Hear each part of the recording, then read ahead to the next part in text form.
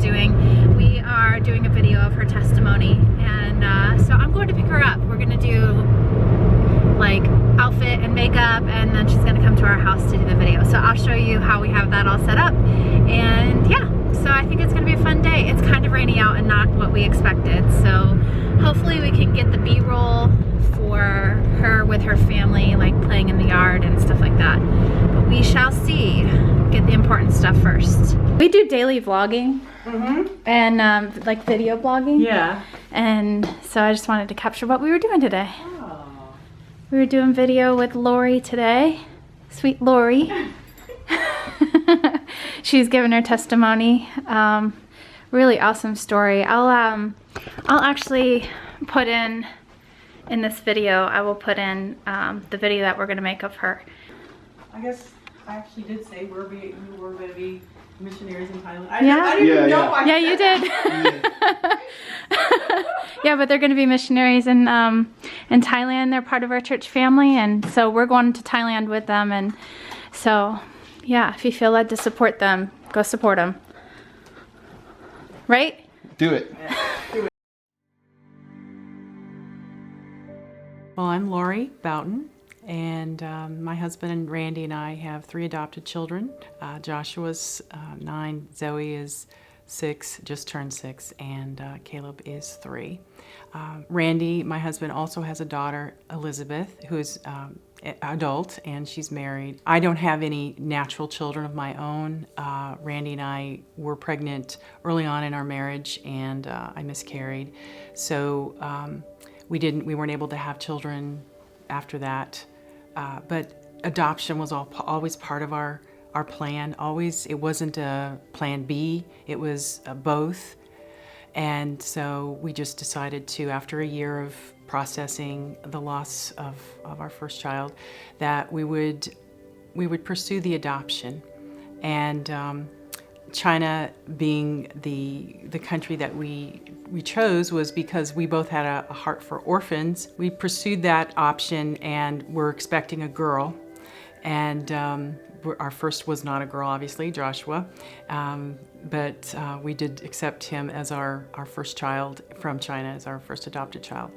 And it was during that time of adoption and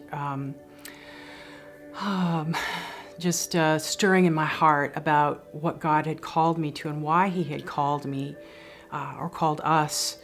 But it was really my heart just being stirred about these young girls that would be placed in an orphanage, and if they weren't adopted out, that they would be aged out at around the age of 14. And some girls not even making it to the orphanage, but into the streets and into harm's way of human trafficking. And that's just always been a horror for me to think about that. So that was another purpose behind our wanting to adopt, especially an Asian girl. So our next adoption was Zoe. And little Zoe, she comes from a province that is well known for trafficking, and they actually do kidnap some of the girls who are working in the nearby fields of the rural area. So we felt very fortunate to be bringing her out of that and into a home that where this wouldn't happen to her. It was during this time back in about 2011, 2012, that the church we were attending, the pastor, well, he had his laptop stolen. Okay, so he was a victim of crime, and it really upset him. And he was very surprised at his reaction, and he brought it to the Lord, and he said, Lord, I don't understand this. He said, I really want this man brought to justice. So he turned that into a sermon message. And out of that sermon message, I heard, to me, it was a call to rise up, to not allow this victimization to be. And that call spoke to my heart about the trafficking issue again. And you have to say something. The Lord's placed this on your heart. And it gave me the courage to do it. I heard the Lord very clearly, now's the time. You need to share this. You need to get this out. And I was petrified because I felt like if I shared that with someone, it would make it happen. I would be real. I would be out in this, and I would be, I would be trying to do something about it, and I was scared. I was scared that the enemy would come and sift me, just really come after me. And I'm a prayer warrior, so that kind of confused me. I was like, this shouldn't be scaring me, but it did. It did. It scared me on a very deep level. But hearing his message and God clearly speaking to me about that, I said, I need to talk to the pastor. I need to tell him your message. It awakened something in my heart, and I need to share it with you. And I've never shared it before, and I hadn't, except with my husband. So I met with him, and he heard it, and he said, well, it sounds to me like you're being called out. Are you ready for this? And I said, I think so. And he said, well, where do you see yourself going? Now remember, this was back now 2012, 2011, something like that. And I looked at him and I said, well, I think it's Thailand. And I said, I just don't know why, but I just think it's Thailand. Even though I have Chinese children, I think it's Thailand. So, knowing something about trafficking and where it's pretty prevalent. For quite a while, I had forgotten about that. And it was the call from Pastor Bobby sitting us down at after service, October of 2013, and telling us about this orphanage home in Thailand. And I didn't make the connection at the time about my sharing with the pastor back in 2011, and then Pastor Bobby saying, I have a mission. I have a couple in Thailand that need help, and they work with orphans. They work with Hill Tribe people and refugees. So I said, okay. Brandy and I talked to him, and we agreed to go. And it was half a year into the surrendering to it and saying yes, that I realized that I'd had this conversation with my former pastor about going to Thailand to work with victims or potentially victims of trafficking. I couldn't believe that this was actually coming together, and that God had so beautifully orchestrated it. And I wasn't scared. I wasn't hesitant. I just said yes. Now, that was the easy yes.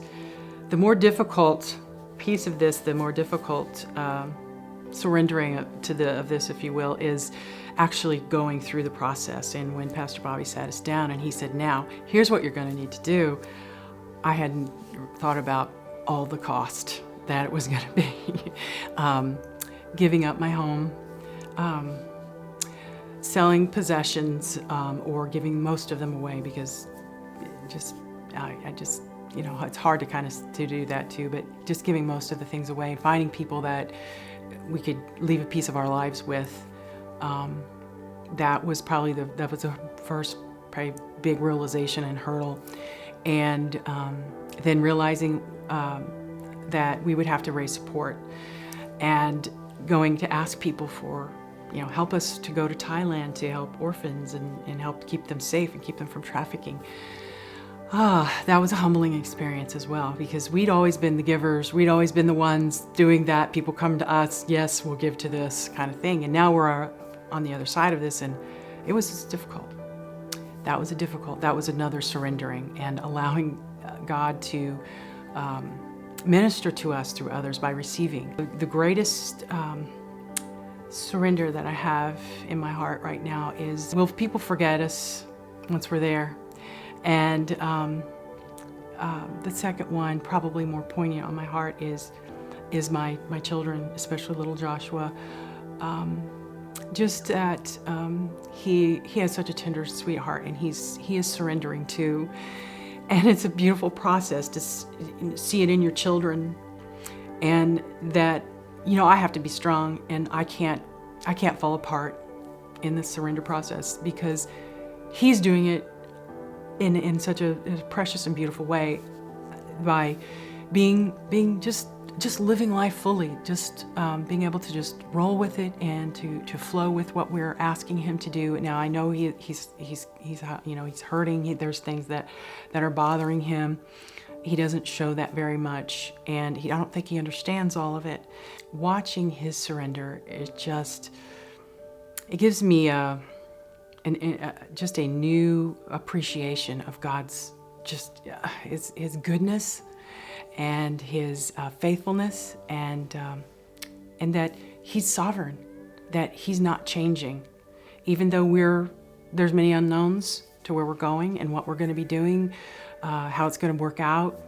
But there are knowns, and I kind of see Joshua living in that, living in the sovereignty of God, and I want to choose to do that too. I want to choose to live in that sovereignty as I continue to surrender, and as I watch him and as I watch the rest of our family do that.